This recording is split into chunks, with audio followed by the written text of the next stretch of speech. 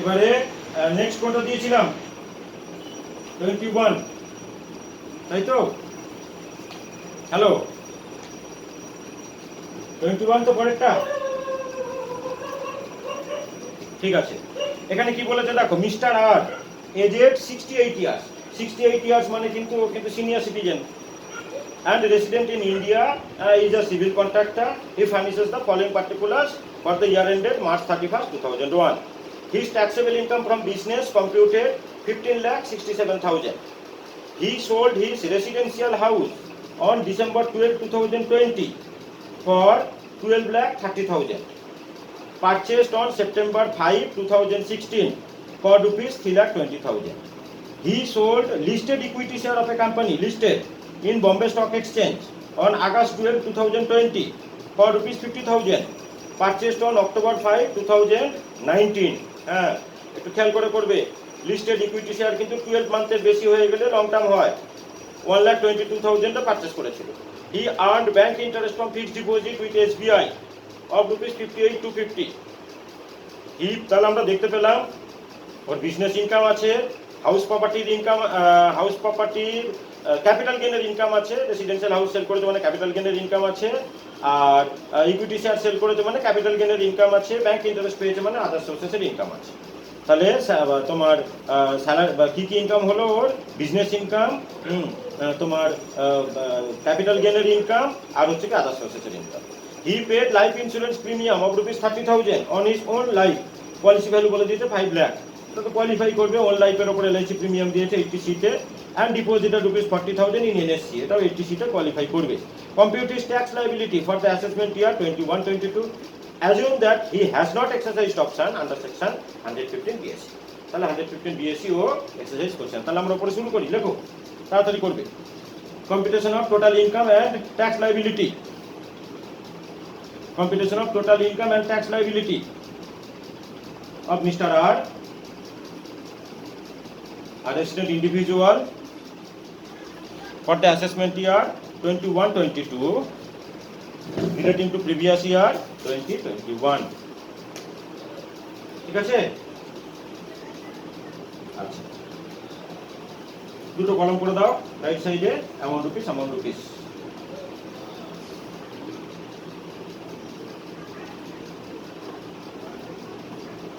তাহলে আমাদের মানে সিকোয়েন্স কি ছিল, প্রথমে স্যালারি ইনকাম, তারপর হাউস প্রপার্টি, তারপর profits and gains of business of profession, তারপরে capital income from capital gain, তারপরে income from other source.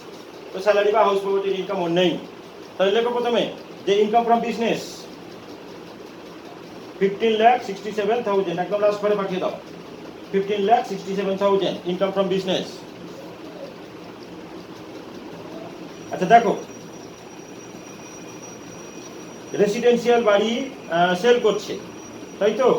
Residential বাড়ি সেল করছে ডিসেম্বর 12, 2020 মানে আমাদের প্রিভিয়াস ইয়ারে। পারচেস করেছিল সেপ্টেম্বর 5, 2016, তাই না? তো তোমার আনলিস্টেড ইকুইটি শেয়ার বা প্রেফারেন্স শেয়ার আর ল্যান্ড অ্যান্ড বিল্ডিং, এগুলো আমাদের 24 মান্থ মানে 24 মান্থ অব্দি হোল্ড করে সেল করলে শর্ট টার্ম হয়, মোর দ্যান 24 মান্থ হোল্ড করে সেল করলে লং টার্ম হয়। তো অবভিয়াসলি তো আমাদের তো লং টার্মই হচ্ছে, কারণ কিনেছিল সেপ্টেম্বর 5, 2016 আর বিক্রি করছে ডিসেম্বর 12, 2020। মোর দ্যান 24 মান্থ হয়ে গেছে মানে লং টার্ম ক্যাপিটাল গেইন হবে। তো লেখো। আচ্ছা, ইনকাম ফ্রম ক্যাপিটাল গেইন বলে হেডিং দাও, কারণ এখানে ক্যাপিটাল গেইনের দুটো ইনকাম আছে, আমার শেয়ার সেল করেছে। ইনকাম ফ্রম ক্যাপিটাল গেইন প্রথমে লেখো long term capital gain on sale of residential house, obviously long term হবে। Long term capital gain on sale of residential house বলে প্রথমে লেখো সেল কনসিডারেশন, ভেতরের ঘরে লিখবে 12,30,000 সেল কনসিডারেশন, লেস করো ইন্ডেক্স কস্ট অফ অ্যাকুইজিশন।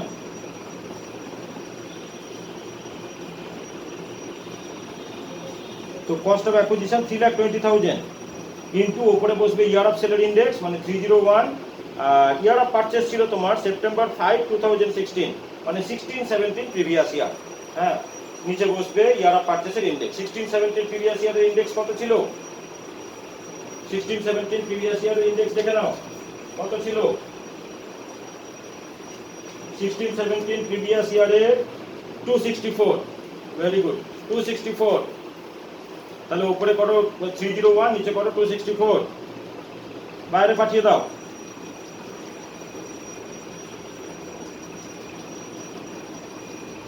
তাহলে এটা কত গেল বাইরে? বাইরে কত গেল?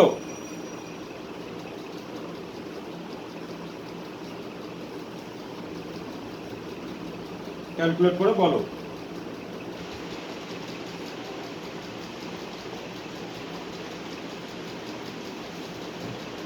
সেল কনসিডারেশন তোমার ছিল হচ্ছে কি 12,30,000, তার থেকে লেস করো less index cost of acquisition. Long term capital gain হচ্ছে, তো ইন্ডেক্সে কনভার্ট করবো।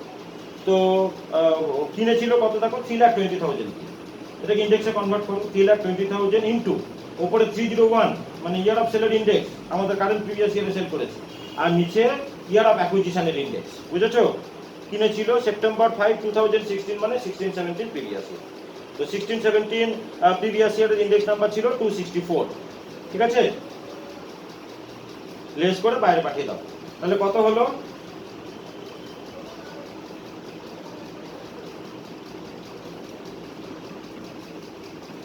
আচ্ছা, 8,65,152।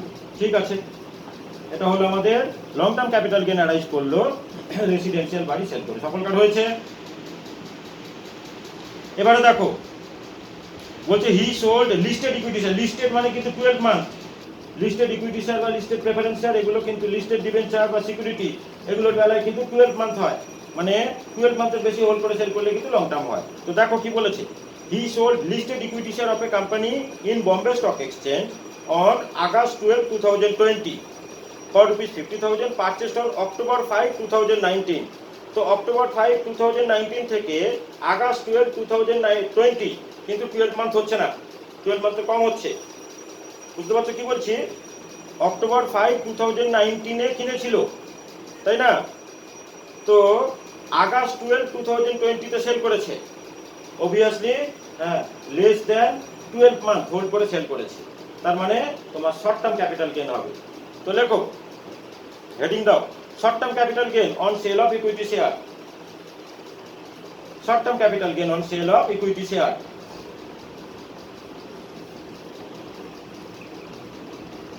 বলে লেখো সেল কনসিডারেশন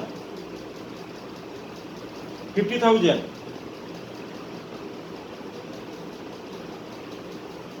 সেল কনসিডারেশন তোমার 50,000 আর less cost of acquisition, not index, less cost of acquisition 1,22,000।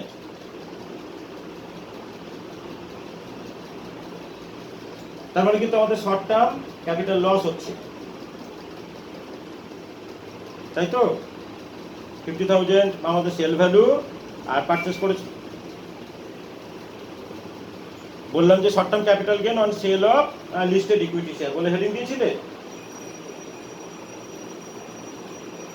তার আন্ডারে লেখো সেল কনসিডারেশন 50,000, ভেতরে লিখবে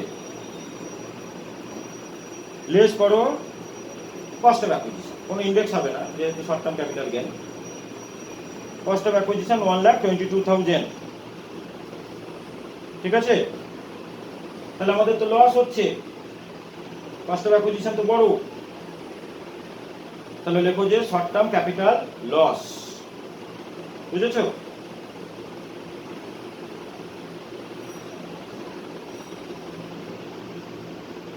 করেছো সবাই? সবাই করেছো এই অবধি? ঠিক আছে, তাহলে আর কোনো, যদিও আমাদের ওই লং টার্ম ক্যাপিটাল গেইন থেকে কিন্তু শর্ট টার্ম ক্যাপিটাল লসটা আমরা সেট আপ করতে পারবো। ঠিক আছে, ক্যাপিটাল গেইনের লস অন্য কোনো হেডের সঙ্গে কিন্তু সেট আপ করা যায় না, কিন্তু ক্যাপিটাল গেইন থেকে অন্য হেডের লস কিন্তু সেট আপ করা যায়।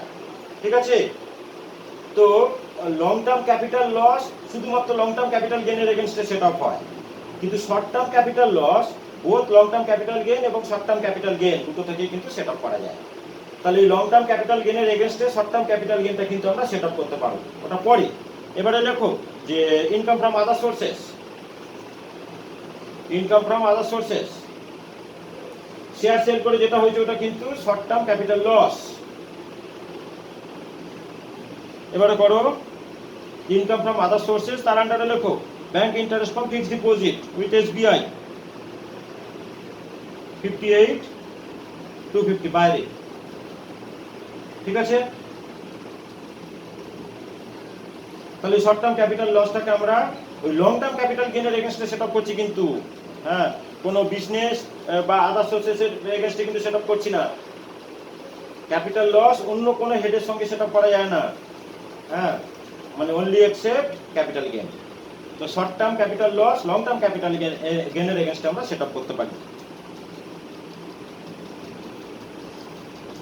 হিসেব মতন তো দেখতে পাচ্ছ যে তিনটে যোগ করে ওটা মাইনাস করছি, কিন্তু আদৌ তা না, আমি কিন্তু লং টার্ম ক্যাপিটাল গেনের এগেনস্টে কিন্তু শর্ট টার্ম ক্যাপিটাল লসটাকে সেট আপ করছি। হলো তো করে লেখো গ্রস টোটাল ইনকাম, বলো কত হয়েছে গ্রস টোটাল ইনকাম।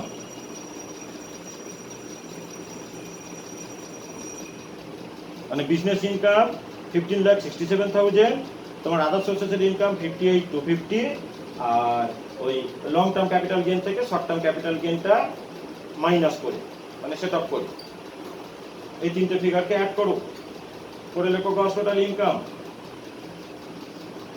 হয়েছে?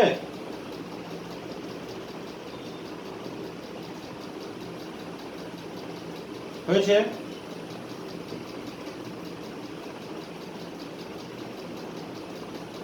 ব্যাস,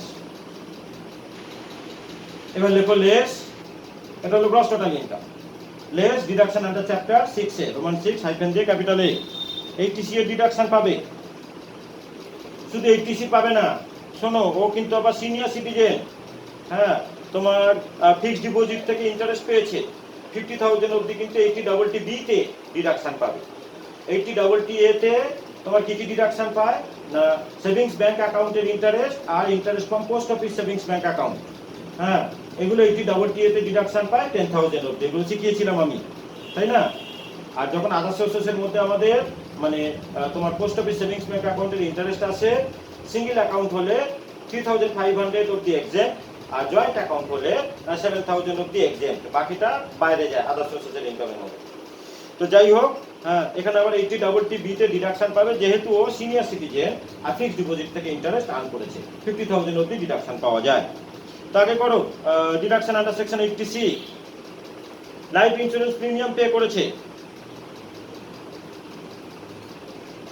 লাইফ ইন্স্যুরেন্স প্রিমিয়াম পে করেছে, কার লাইফের ওপরে? নিজের লাইফের ওপরে কোয়ালিফাই করবে। একটু ওয়ার্কিংস করো, এটা ওয়ার্কিংসে করো, দেখো computation of deduction under section 80C,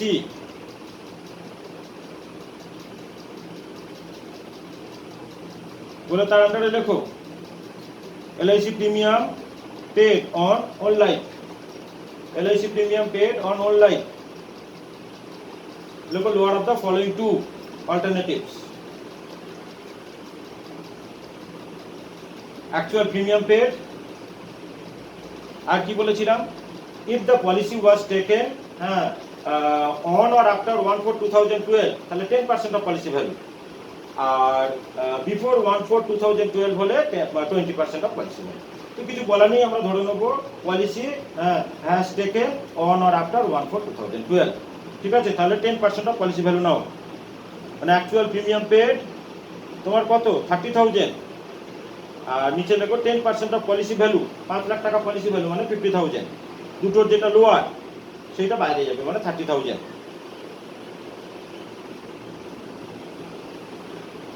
LIC premium, হ্যাঁ, মানে নিজের লাইফের উপরে, স্পাউসের লাইফের উপরে আর চিলড্রেনের লাইফের উপরে, চাইল্ডের লাইফের উপরে পে করলে, চাইল্ড কিন্তু any kind of child, minor, major, married, unmarried, dependent, independent, any kind of child, এই তিনজনের লাইফের উপরে LIC প্রিমিয়াম পে করলে কোয়ালিফাই করে। তো কত টাকা কোয়ালিফাই করে না, অ্যাকচুয়াল প্রিমিয়াম পেড, হ্যাঁ, আর 10 or 20% অফ পলিসি ভ্যালু, দুটোর মধ্যে যেটা লোয়ার। 10% হবে হ্যাঁ যখন পলিসিটা 1/4/2012 বা তারপরে টেক আপ করা হয়, তাই না। পলিসি যদি নেয়। আর তার আগে যদি পলিসি করে 1/4/2012 এর আগে, অ্যাকচুয়াল প্রিমিয়াম পেড আর 20% অফ পলিসি। তাহলে এখানে কিছু পলিসি বলেনি, মানে আমরা ধরে নেবো যে policy was taken on or after 1/4/2012। তাহলে lower of the following two alternative বলেছিলাম, অ্যাকচুয়াল প্রিমিয়াম পেড তোমার আছে 30,000 আর 10% অফ পলিসি ভ্যালু 5 লাখের 10% মানে 50,000, তাহলে বাইরে গেল 30,000 টাকা। বুঝেছো? তার নিচে লেখো ডিপোজিটেড ইন এনএসসি, কিছু দেওয়া নেই, মানে আমরা ধরে নেবো 8.96, তোমার 40,000।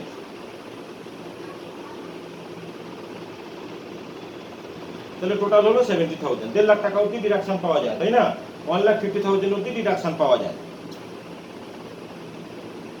তো অঙ্কে চলে আসো, মেন সামেতে চলে আসো, যেখানে টোটাল ইনকাম ক্যালকুলেট করছিলে। দেখো ডিডাকশন আন্ডার সেকশন 80C 70,000 ভেতরে ঘরে লেখো, কারণ আরো একটা ডিডাকশন আছে।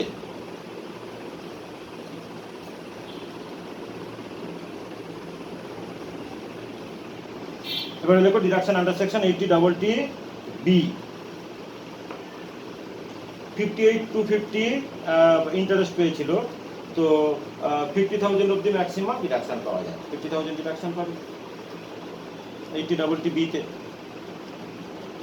সিনিয়র সিটিজেন যেহেতু, ব্যাংকে ফিক্সড ডিপোজিটের ইন্টারেস্টের উপরে ম্যাক্সিমাম 50,000 অব্দি ইন্টারেস্ট ডিডাকশন পায় 80TTB তে। তাহলে টোটাল ডিডাকশন হলো 1,20,000। বাইরে নিয়ে গেলে মাইনাস করে দাও,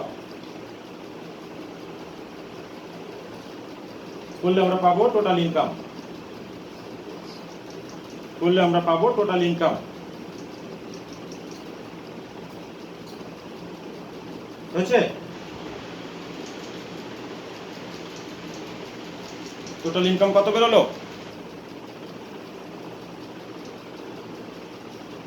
টোটাল ইনকাম কত বেরোলো বলো?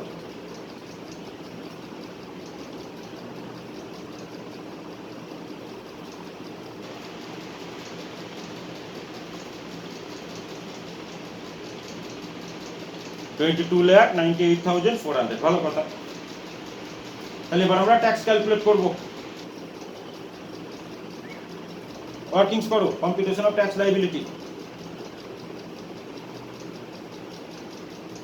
শোনো, আগের অঙ্কের মতন লং টার্ম ক্যাপিটাল গেইন কিন্তু ওই সেট আপ করার পরেই ওটার উপর আলাদা রেটে ট্যাক্স হবে 20%। হ্যাঁ, আর তোমার ইনকাম ফ্রম বিজনেস আর আদার সোর্সেস, এই দুটো আমরা স্ল্যাবে ট্যাক্স দেবো, তাই না? এই দুটো আমরা স্ল্যাবে ট্যাক্স করবো। আচ্ছা, ও কিন্তু সিনিয়র সিটিজেন, সিনিয়র সিটিজেন হলে কিন্তু 3 লাখ টাকা অবধি মানে এক্সেম্পট, তাই না? তাহলে প্রথমে করো tax on total income of rupees. আর ওই লং টার্ম ক্যাপিটাল গেইন থেকে কিন্তু কোনো 80 কোনো ডিডাকশন পাওয়া যায় না। তাহলে যে ডিডাকশনটা পেলো সেটা কিন্তু ওই বিজনেস আর হচ্ছে কি তোমার আদার সোর্সেসের থেকে। দেখিয়ে দাও, 15,67,000 প্লাস আদার সোর্সেস হলো তোমার 58,250, তার থেকে তোমার 1,20,000 ডিডাকশন করো। এইটার উপর আলাদা ট্যাক্স হবে স্ল্যাবে। বুঝতে পারছো সবাই কি বলছি আমি? তোমার বিজনেস ইনকাম, হ্যাঁ, আর হচ্ছে তোমার আদার সোর্সেসের ইনকাম, কারণ লং টার্ম ক্যাপিটাল গেইন তো ফ্ল্যাট রেটে ট্যাক্স হবে 20%, ও স্ল্যাবে ট্যাক্স হয় না। টোটাল ইনকামের মধ্যে যদি লং টার্ম ক্যাপিটাল গেইন বা special type of short term capital gain, মানে যেগুলো সিকিউরিটি ট্রানজাকশন ট্যাক্স হয়, এগুলো যদি ইনক্লুড থাকে তাহলে সেগুলোর জন্য কিন্তু আলাদা স্পেশাল রেটে ট্যাক্স হয়। Normal long term capital gain 20% রেটে ট্যাক্স হয়, normal short term capital gain কিন্তু স্ল্যাবে ট্যাক্স হয়। আর special short term capital gain মানে সিকিউরিটি ট্রানজাকশন ট্যাক্স হলে, এসটিটি হলে 15% ট্যাক্স হয়। তো লং টার্ম ক্যাপিটাল গেইনটাকে ছেড়ে বাকি দুটো যে ইনকাম, তার থেকে ডিডাকশনটা মাইনাস করো, করে কত বেরোলো বলো? মানে বিজনেস ইনকাম 15,67,000 আর আদার সোর্সেসের ইনকাম হলো তোমার 58,250। এখান থেকে 1,20,000 মাইনাস করো, করে কত হচ্ছে? এইটার উপর আমরা স্ল্যাবে ট্যাক্স দেবো। করেছো? 15,05,250। তাহলে এটার উপর আমরা ট্যাক্স করি। ও তো 115 বিএসসি অপশন এক্সারসাইজ করছে না। তাহলে আপ টু ₹3 লাখ নীল ও senior citizen, up to ₹3 lakh nil. তারপরে 3 লাখ 1 to 5 লাখ 5%, মানে 2 লাখ টাকার 5%, তাই তো, মানে 10,000। এবার 5 লাখ 1 to 10 লাখ তোমার 20%, মানে 5 লাখ টাকা 20% হলো 1 লাখ। আর 10 লাখ 1 থেকে কত বললি, 15 লাখ কত বললি, 10 লাখ 1 থেকে 15 লাখ কত বললি, হ্যালো হ্যালো, তাহলে 10 লাখ 1 থেকে 15 লাখ 5,250, এইটার উপরে আমাদের 30% ট্যাক্স হবে। ঠিক আছে, এটার উপরে 30% ট্যাক্স হবে। তাহলে এখান থেকে ট্যাক্স কত হলো,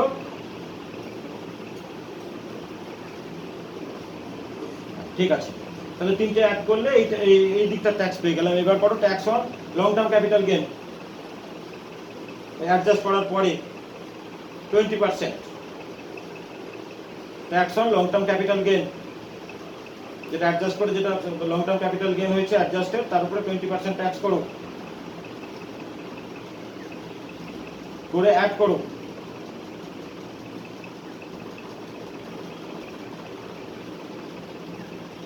less rebate under section 87 A নীল, যেহেতু টোটাল ইনকাম 5 লাখ টাকা এক্সিড করে গেছে, তাই না, rebate under section 87 A nil. আর add health and education cess 4%, মানে লং টার্ম ক্যাপিটাল গেইনের ট্যাক্স অ্যাড করি